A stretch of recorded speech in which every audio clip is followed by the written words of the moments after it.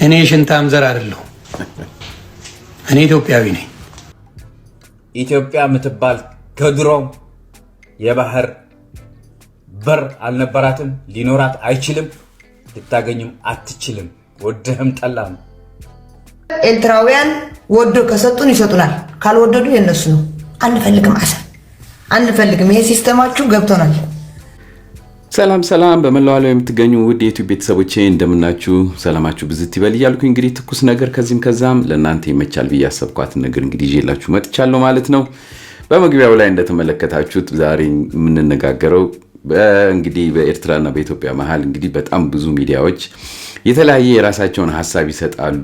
በቲክቶክ በተለይ በቃ ያው እንግዲህ ጸቡም እንደ ጨዋታውም ይባል ምን ብቻ ክርክሩም በጣም ስለጨመረ እስቲ ምን ይመስላልና በዚህ ደግሞ እናንተ ደግሞ ምን ትላላችሁ የሚለውን ነገር እንግዲህ እንዲያው ጠቅላላ ዕውቀት እንዲኖረን በሚል እንግዲህ ላቀርብላችሁ ወድጃለሁ ማለት ነው። ባለፈው አንድ የሆነ ሌላ ፕሮግራም እንደዚህ ሰርቼ ነበርና በጣም ብዙ አይነት አስተያየቶች መጥተው ነበር። በዛ ላይ በጣም የሚገርመው ምንድነው ያው እኔ ኢትዮጵያዊ እንደመሆኔ መጠን የማቀርበውም ለኢትዮጵያውያን እንደመሆኑ መጠን ብዙ እንግዲህ ያው ኤርትራውያኖች ይህን ነገር ስለማይቀበሉት ሐሳባችንም ከነሱ ጋር ሊገናኝም ስለማይችል ቁጣቸው በጣም ከባድ ስለሆነ መልእክት ሁሉ አስቀምጬ ነበር። ይሄ ምንድነው ለምንድነው የምትሳደበው ለምንድነው እንደዚህ በሚል ሌላ አይነት ክፉ ነገር ለማድረግ ሞክረዋል ማለት ነው። ነገር ግን በእናንተ ጥረት በጣም ብዙ ከፍተኛ የሆነ ኮሜንቶች በመምጣታቸው ምክንያት ኢትዮጵያውያኖች ራሳችን ብልጫችን አምጥቶ እንግዲህ ቻይና ላይ በሰላም ሊያልቅ በዚህ ቪዲዮ ችሏል ማለት ነው። እና ብዙ ጊዜ ምንድነው አሁን እነሱ የሚያደርጉት ማለት ነው ልክ ጣቢያችን ወይም ያው እንደዚህ ቻናላችንን ለመጉዳት ሲሉ የተለያየ አይነት እርምጃ ይወስዳሉ። እነዚህ ተቃራኒ ማለት ነው። ምክንያቱም የምናቀርበው ለኢትዮጵያውያን ለራሳችን ህብረተሰብ የሚሆን ነገር ነው። በመጀመሪያ የምናገረው አማርኛ ነው። ለነሱ የሚሆን ቋንቋም ተናግሬ አላውቅም እና ቋንቋችን አማርኛ ነው። ኤርትራ በምንም ታምር አማርኛ መናገር የለበትም። ምክንያቱም ኤርትራውያን ትግሬዎች ናቸው። የራሳቸውን ቋንቋ ይዘው እዛው የራሳቸውን ጉዳይ ማድረግ ያለባቸው ሰዎች እንደሆነ ሁላችንም እናውቃለን። አሁን ግን እየተፈጠረ ያለው ምንድነው በየሚዲያው እየገቡ አታክ ማድረግ ነው የጀመሩት። ለምን ተነካን የሚል ነገር ማንም የነካቸው የለም። በመጀመሪያ በወንድምና በእህትነት በጸባይ ኢትዮጵያውያኖች ደስ የሚለው ሁሉም ጊዜ ጥሩ የሆነ መንፈስ ነው የሚሰጠው። እነሱ ናቸው ያንን ነገር በኔጌቲቭ የሚወስዱት በኮምፕሌን የሚያደርጉት እነሱ ናቸው። ይሄ ዘመናችን ሙሉ ላይ ያሳለፍነው ነገር ነው። እኔ ከማንም ጋር ጠብ ልፈልጌ ወይ ምናምን አይደለም አሁን የራሱ ሳቀር ነገር ግን እንደዚህ የምንባላበት ምክንያት እኛ ልናደርገው ነገር የምንችለው ነገር ትንሽ በመሆኑ ለምንድነው እዚህ ላይ ደረጃ የደረስነው የሚለውን እንዲገባን በሚል ነው ከተለያዩ አካባቢ ያሉ ሚዲያዎችን ይዤ የመጣሁት። ገና ቀጥላለሁ። የኢትዮጵያ ጉዳይ እስከሆነ ድረስ በኢትዮጵያ ጉዳይ ሁላችንም መነሳት አለብን። ከዚህ በፊት ዝም ብለን ችለን ቁጭ ብለናል። ዛሬ ግን እንደዛ ችለን የምንቆይበት ምንም ምክንያት የለም። በምንም ተአምር ጦርነት የሚፈልግ ማንም ዜጋ የለም። ስጋ ሰው እስከሆነ ድረስ አንድ ሰው በጦርነት ምንም ነገር አያምንም። ነገር ግን በሐሳብ እንኳን እንዳንለዋወጥ ማስፈራሪያው ከነሱ እየጨመረ መጥቷል። ይሄንን ደግሞ እኛ ኢትዮጵያውያኖች ዝም ብለን መቀበል ያለብን አይደለንም።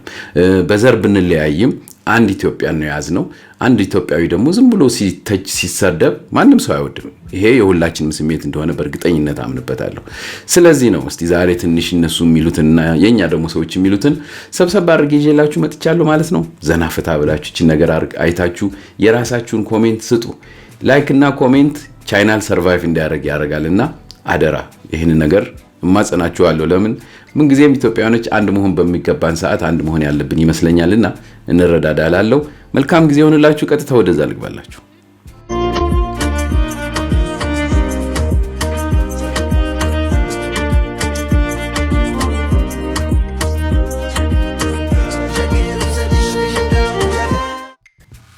ሰላም ጠነስ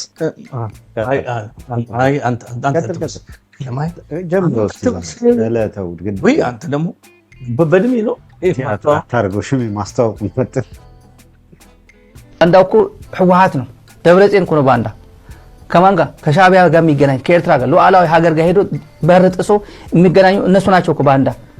ጌታቸውና ጻድቃንማ ዊዝን ኢትዮጵያ የሀገሪቱ ህገ መንግስት በሚፈቅደው መሰረት ከሀገሪቱ ጠቅላይ ሚኒስትር ነው እየተገናኙ ያሉት። ችግር የለውም። ጌታቸው ከሀገሪቱ ጠቅላይ ሚኒስትር ነው፣ ጻድቃን ከሀገሪቱ ጠቅላይ ሚኒስትር ነው። እነዚህ ግን ሀገር ጥሰው ባንዳ ሆነዋል። አንዳንድ የሻዕቢያ ልጆች የሻዕቢያ ዘራፊ ነው ደፋሪ ነው ስላልኩ በጣም ቅር ብሏችሁ ጀግናንን ምናምን ስትሉ ስላየው እዚህ ላይ ደረገጥ አድርጌ ልሄድ። ሻቢያ ጀግና አይደለም። ኢንፋክት ወራሪ፣ ዘራፊ፣ ደፋሪ ሰራዊት ነው የሻቢያ ስብስብ። በአጠቃላይ የኤርትራ ባለስልጣን ማፊያ ነው። ይሄ እንዲስተባበል የምትፈልግ የሻቢያ ደጋፊና የሻቢያ አቀንቃኝ ካለ እኔ ጋር አይሰራም። ዝም ብሎ ይሄ ዩቲዩብ እንጀራቸው አድርገው የሚሰሩ አሉ አይደል? ይሄ ሶሻል ሚዲያ እንጀራቸው አድርገው የሚሰሩ እነ ስታሊን ጋር ምናምን ሄዶ ሊሰራ ይችላል። እኔ ጋር አይሰራም። ሻቢያ ኢንፋክት ኦነስትሊ ሰራዊቱ በቂ የሚዋጋበት የራሱ ቀለብ የለውም። በልቶ በቀን 3 አይደለም በቀን አንዴ የሚበላው አንድ ዳቦ እንደሆነ አውቃለሁ። ብዙዎቻችሁ ታውቃላችሁ። ኤርትራ አንድ የሻቢያ ወታደር የሚበላው በቀን አንድ ዳቦ ነው። አንድ ዳቦ ይበላል፣ ሌላ ነገር የለም። ምናልባት ድግስ በዓል ሲሆን ምስር ወጥ ነው የሚያበሏቸው፣ ሌላ ነገር የለም። አንተ የሌለበት ሀገር እንደ ጫው ሀቃት ምርጫ የሌለበት ሀገር አሽቃባ ከሌላ ሀቃት ወጣት የሌለበት አንተ አይደለም ሰው የሌለበት ሀገር ይልስ ጋር ምትሸጥ አንተ አይደለም ሰው ልጅ ኪሬ ይቆራረጣል፣ ደም ይፈስሳል አይደለም። እዚህ ነው ሀቅ፣ እዚህ ነው የምን አባክ ባርክ ከሰው ይገድላል፣ ብሔር ብሔረሰብ ይገድላል። ኢትዮጵያ ህዝብ ምርጫ የሌለበት ተቆስ ምርጫ መጠየቅ ካጣራው የመሙ ፊት እንደተመለከታችሁት ነው። እንግዲህ የውስጥ መከፋፈል ስላለ ምንጊዜም ምክንያት የሚያደርጉትና የትኛውም አካባቢ ያለ ህብረተሰብ ሊያጠቃን የሚሞክረው በራሳችን በውስጣችን ባለው መጠቃቃት በመሆኑ እንደነዚህ አይነት ግራ ግብት ያሉ እንግዲህ ንግግሮች ትሰማላችሁ። ስታሊን የሚናገረው ሌላ ነው፣ አንደኛው የሚናገረው ሌላ ነው። እንደገና ደግሞ ኤርትራኖቹ እዛ ራሳችሁ መከፋፈል እያላችሁ ወደኛ ጋር ልታደርጉን፣ ይሄ አይደለም ጥያቄው። ጥያቄው ሌላ ነው። ያንን ጥያቄ ለመመለስ ደግሞ ትዕግስትና አንድነት ያስፈልጋል። ስለዚህ ያንን መጠበቅ ያለብን ይመስለኛል። እስቲ ደግሞ ሌሎች ምን ይላሉ?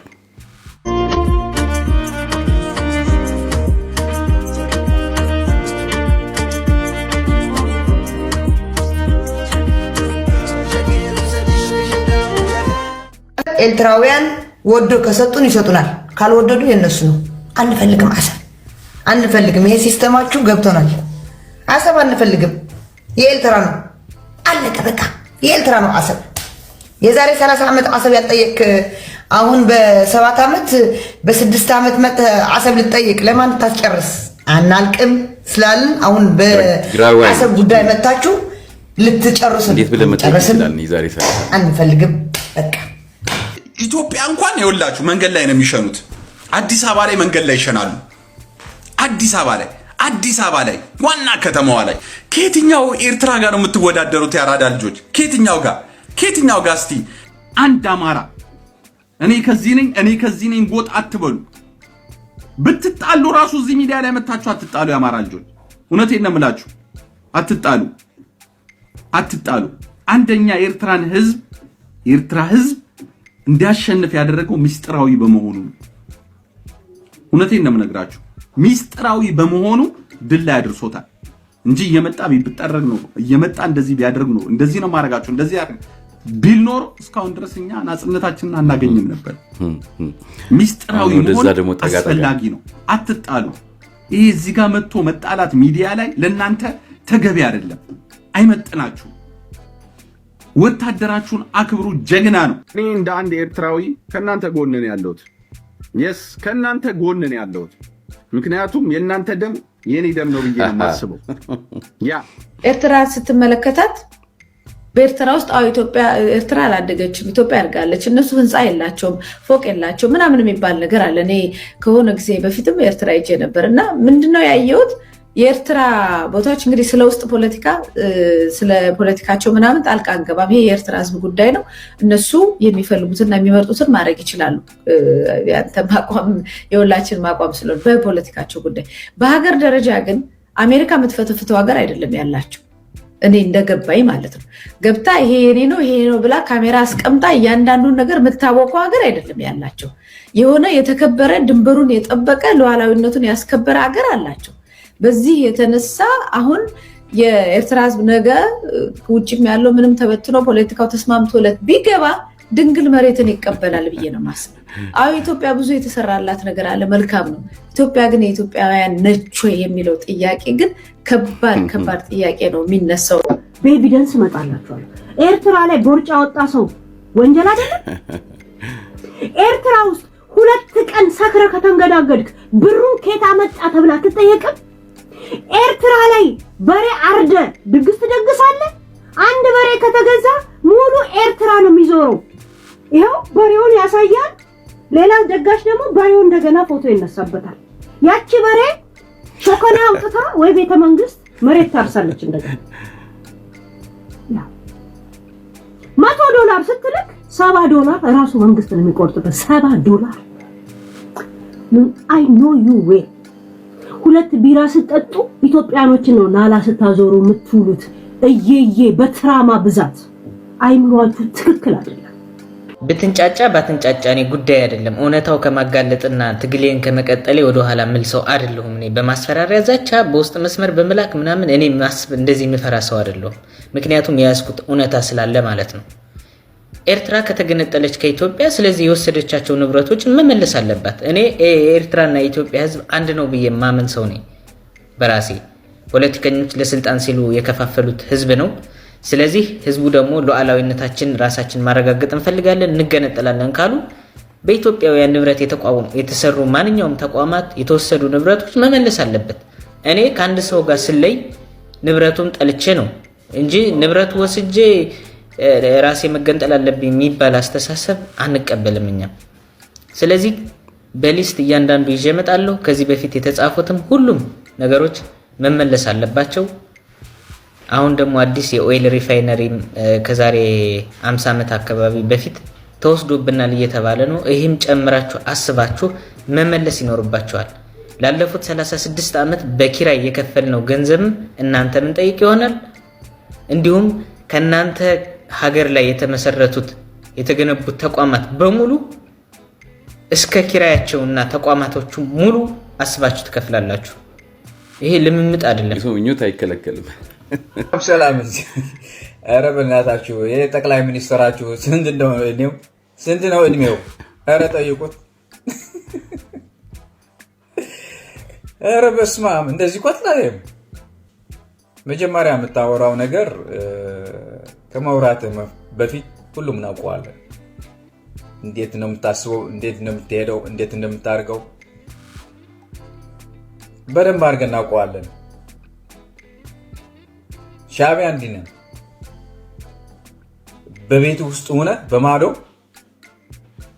ጠቅማት ለጠቅማት ትሆናለህ። እንዲህ ነው የሚያደርገው። ኧረ የኢትዮጵያ ሕዝብ በአመት 3 ሚሊዮን እና እናውቀውም። ይሄ በደንብ አድርገን እናውቀዋለን። ለማን ለማስፈራራት ነው?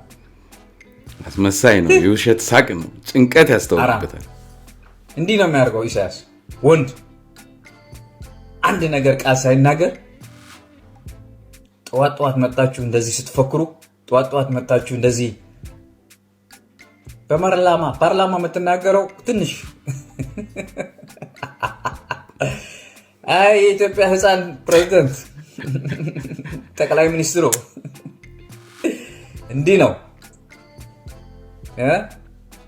ያንተ 10 ቢሊዮን ያንተ ገንዘብ ሄድና የተራቡ በችግር ያለው ህዝብ ስንት ሚሊዮን የሚበላው ያጣ ለሱ ቀልበውና ከዛ በኋላ የምትፈልገው ነገር ታድጋለህ። እኛ ለውጊያ ጊዜ የለንም። በስማ ኤርትራውያኖች በኢትዮጵያ ጉዳይ መጥተው ከተናገሩ በቤቱ ግባና የሻርክ ትራፊ እያልክ ጻፈለት። ሌላ አትበል። ሻርኮ በላቸው፣ ሻርኮ በላቸው። ልክ ስለ ኢትዮጵያ ሲያወራ አንድ መጥቶ ኤርትራዊ ሻርኮ በለው። አይመለከተውም፣ በኢትዮጵያ ጉዳይ አይመለከተውም። ሻርኮ እያንዳንዱ በኢትዮጵያ ጉዳይ ሲገባ ሻርኮ በል። እንደሰማችሁት ነው እንግዲህ በእውነት በጣም ብዙ አይነቶች አሉ። እቺ የመጀመሪያ የሰኞ አጠር መጠን ያለች ስለሆነች ነው እንግዲህ እንደዚህ አርጌ ያቀርብኩላችሁ ማለት ነው። ነገ ከነገ ወዲያ ደግሞ ሞር በተለያዩ አይነት ነገሮች ላይ እንደዚህ አቀርብላችኋለሁ ማለት ነው። ሰሞኑን እንግዲህ ይህ ጉዳይ በጣም ትልቅ ኢሹ ስለሆነ ወደ ኋላ ማለት አያስፈልግም። በተረፈ ሁላችንም እንደምንለው ከዚህ በፊትም እኛ ኢትዮጵያውያኖች ለማንም እንግዳ ተቀባዮች እንደገና ደግሞ ህዝብ ወዳጅ የትኛውም አካባቢ ያለ ህብረተሰብ ወዳጆች ነን። ኤርትራውያኖች ወንድሞቻችን ናቸው፣ እህቶቻችን ናቸው። ቤተሰብ ሆነን አድገናል። ሁላችንም ታሪክ አለን ከነሱ ጋር ያሳለፍነው። በትዳርም በምንም ተያይዘናል። ነገር ግን እስከዛሬ ድረስ የኖርነው ተከባብረን እንጂ ተናንቀን አይደለም። አሁንም ቢሆን ያልነበረንን ነገር እንቀበል አይደለም ያልነው፣ ያለንን ነገር ነው ይሰጠን ያልነው። ይቸግሮናል። በቸገረን ችግር ላይ ደግሞ እንደገና ሌላ ራስ ምታት አትሆኑብን የተባለው። ስለዚህ ይሄንን ማንኛውም ህብረተሰብ ተረድቶ ኢትዮጵያዊን የሚወድ ካለ አብሮ መሆን ይችላል። ኢትዮጵያዊን የሚጠላ ካለ ግን ምን ማድረግ ይቻላል? ይሄ ሁላችንም አቋም እንደሆነ ሁሉም ህብረተሰብ ማወቅ ይገባዋል ማለት ነው። በጣም ብዙ ማቃቸው ወዳቸው ኤርትራውያኖች እንዳሉ ያህል አሁን ግን በቃ በቻይና ላይም ቢሆን በምን በከፍተኛ ደረጃ ጥላቻንና አንዳንድ ነገሮች እንደዚህ ስለሚያሰራጩ ወደ ኋላ የሚልና የሚፈራ ወይም ሹሩሩ የሚል ማንም እንደሌለ እንዲታወቅ ብዬ ነው ይሄን ነገር ያቀረብኩላችሁ። አስተያየታችሁን ጻፉልኝ። በእውነት ኢትዮጵያዊ ማን ነው እስቲ እናያለን ማለት ነው። ጻፉ፣ ላይክ አድርጉልኝ። በሚቀጥለው ጊዜ እስከምንገናኝ ደህና ሁኑልኝ። ሰላም ውድ ኢትዮጵያውያን፣ ከዚህ በፊት ባጋራኋት ቪዲዮ ላይ ከጠቅላይ ሚኒስትር አብይ አህመድ ጋር እንደ ዜጋ እና ፖለቲካሊ ስለሚያመሳስሉ ነገሮች ተናግሬ ነበር። ያ እንደ ዜጋ ፖለቲካሊ የሚያመሳስሉና የሚያለያዩን ነገሮች አሉ።